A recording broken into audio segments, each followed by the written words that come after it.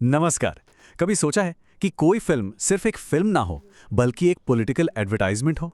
आज हम एक बहुत ही मशहूर क्रिटिक के एनालिसिस को समझने वाले हैं। उन्होंने एक फिक्शनल फिल्म धुरंधर 2 का एग्जाम्पल लेकर यह बताया है कि कैसे सिनेमा प्रोपेगेंडा का एक बहुत पावरफुल टूल बन सकता है। तो चलिए इस पूरे एनालिसिस को परत दर परत खोल कर देखते हैं।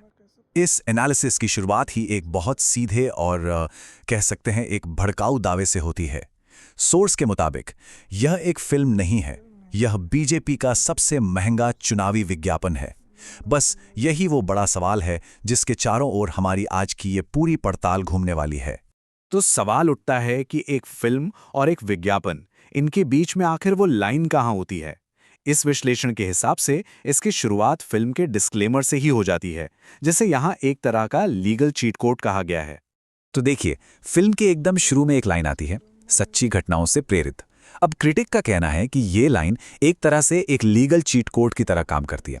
मतलब इसका इस्तेमाल करके असली फुटेज और असली नामों को एक मनगढ़ंत कहानी में ऐसे मिला दिया जाता है कि सच क्या है और फिक्शन क्या, इसके बीच की लाइन ही मिट जाती है।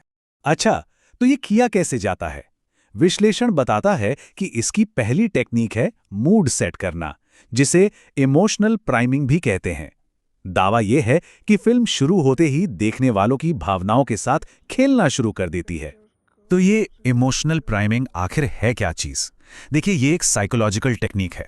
अगर इसे आसान शब्दों में समझें तो पहले कुछ ऐसा दिखाया जाता है जिससे मन में गुस्सा या डर जैसी कोई बहुत स्ट्रांग भावना पैदा हो, और जब इंसान उस भावना के असर में होता है तब उसके सामने कोई मैसेज रखा जाता है जिसे वो फिर ज्यादा आसानी से मान लेता है। इसको समझाने के लिए सॉस एक बहुत ही मजेदार उदाहरण का इस्तेमाल करता है।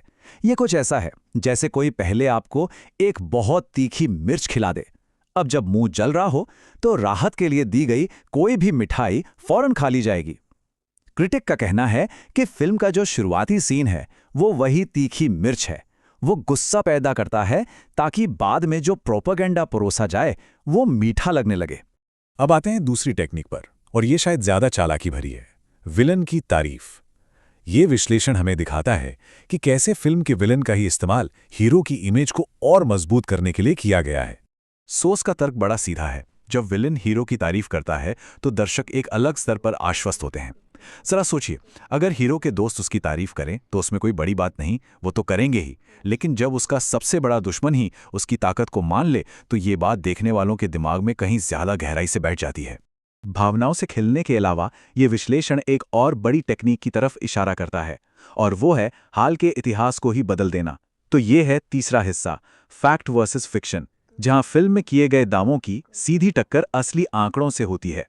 फिल्म में एक दावा किया गया है कि अमेरिका मोदी के चुनाव का विरोध कर रहा था, लेकिन सोर्स सबूत देता है कि अमेरिकी राजदूत तो 2014 के चुनावी नतीजों से पहले ही मोदी से मिल चुके थे। एक और दावा है कि आईएसआई ने भारत में एनजीओज, मीडिया और यूनिवर्सिटीज को फंड किया।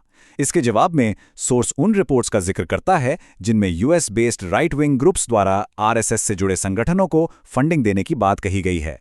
चलिए अब बात करते हैं नोटबंदी की। सोर्स के मुताबिक फिल्म में इसे सही ठहराने के लिए जो तर्क दिया गया है वो पूरी तरह से अतार्किक है। इसे समझाने के लिए एक रूपक का इस्तेमाल किया गया है, एक चूहे को पकड़ने के लिए पूरे घर में आग लगा देना। मतलब एक छोटी सी समस्या के लिए एक बहुत बड़ा और विनाशकारी कदम उठा लेना।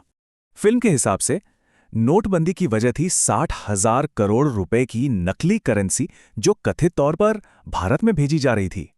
ये एक बहुत ही चौंकाने वाला आंकड़ा है ना।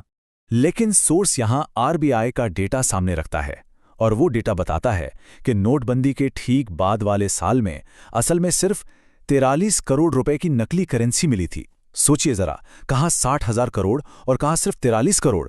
मतलब दोनों आंकड़ों में जमीन आसमान का फर्क है। लेकिन प्रोपेगेंडा सिर्फ ये नहीं होता कि क्या दिखाया जाए, बल्कि ये भी होता है कि क्या छिपाया जाए। और यहीं पर विश्लेषण अपनी चौथी टेक्निक को सामने लाता है, रणनीतिक चूक, यानी वो जरूरी बातें जो फिल्म देखने वालों को कभी नहीं दिखाती। सोर्स के मुताबिक फिल्म कुछ बहुत अहम घटनाओं पर जानबूझकर चुप रह जाती है, जैसे प्रधानमंत्री मोदी की 2015 की अचानक पाकिस्तान यात्रा और उसके ठीक 8 दिन बाद हुआ पठानकोट आतंकी हमला, या फिर पुलवामा हमले से पहले मिले 11 खुफिया इनपुट्स का भी कोई जिक्र नहीं। और शायद सबसे हैरान करने वाली बात यह है कि फिल्म का विलन मेजर इकबाल, जिस असली व्यक्ति पर आधारित है, वो तो 2011 में ही मारा जा चुका था, जबकि फिल्म उसे 2023 में जिंदा दिखाती है। और ये सारी बातें हमें इस विश्लेषण के आखिरी और सबसे गंभीर आरोप तक ले आती हैं। सोर्स का दावा है कि फिल्म का असली मकसद है गैस लाइटिंग करना, यानी लोगों को उनकी अपनी ही यादों पर सवाल उठाने के लिए मजबूर कर देना। अब ये गैस लाइटिंग क्या है? ये एक तरह का दिमागी हेरफेर है, जिसमें कोई व्यक्ति या ग्रुप किसी दूसरे के मन में शक के ऐसे बीज बोता है कि वो अपनी यादों, अपनी समझ और अपने फैसलों पर ही शक करने लग जाता है। क्रिटिक का तर्क ये है कि ये फिल्म देखने वालों से सीधे सीधे कह रही है कि उन्होंने जो अनुभव किया, जैसे नोटबंदी के समय की तकलीफें, वो शायद सच था ही नहीं। असली कहानी तो वो है जो पर्दे पर दिखाई जा रही है। ये एक तरह से लोगों की कलेक्टिव मेमोरी को एक नई मनगढ़ंत कहानी से बदलने की कोशिश है। और आखिर में ये पूरा विश्लेषण हमें एक बहुत बड़े सवाल पर लाकर छोड़ता है, जो सोर्स सीधे सुप्रीम कोर्ट और चुनाव आयोग से पूछता है। क्या ऐसी फिल्मों की इजाजत दी जा सकती है जो सच में झूठ मिलाकर एक राजनीतिक नेता को प्रमोट करे और दूसरे को बदनाम करे?